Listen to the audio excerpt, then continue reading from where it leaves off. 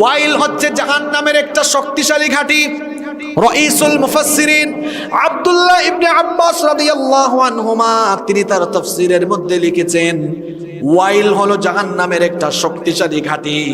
এই ওয়াইল নামক জাহান্নামক শক্তিশালী এই ঘাটির আগুনের তেজ, আগুনের উত্তাপ এত বেশি, জাহান্নামের অন্যান্য আগুন এই ওয়াইল নামক আগুনের উত্তাপ থেকে প্রত্যেক দিন আল্লাহর কাছে 400 বার আশ্রয় প্রার্থনা করে। আল্লাহু আকবার! কতবার? তাহলে ভয়ানক কম না বেশি? জোরে বলেন, কম না বেশি? ধ্বংস নামাজীদের জন্য। এবার আসেন কোন সব নামাজি? পরের আয়াতে আল্লাহ বলছেন, আল্লাযীনা হুম আন সালাতিহিম সাহুন, যারা তাদের নামাজের ব্যাপারে উদাসীন।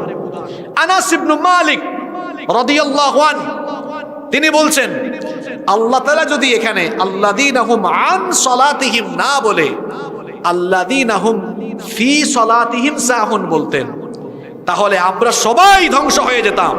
কারণ নামাজে অনিচ্ছাকৃত ভুল আমাদের হয় কি হয় না? দাঁড়ানো দরকার, ভুলে বসে গেছে। বসা দরকার, ভুলে দাঁড়িয়ে গেছে।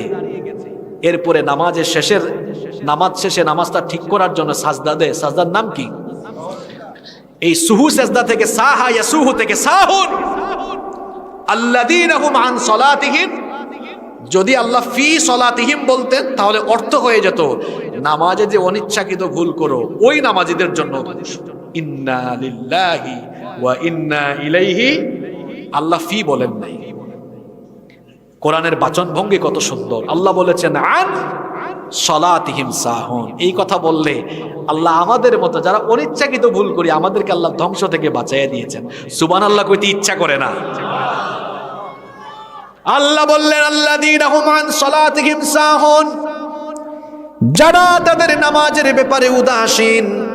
এখন নামাজের ব্যাপারে উদাসীন কারা?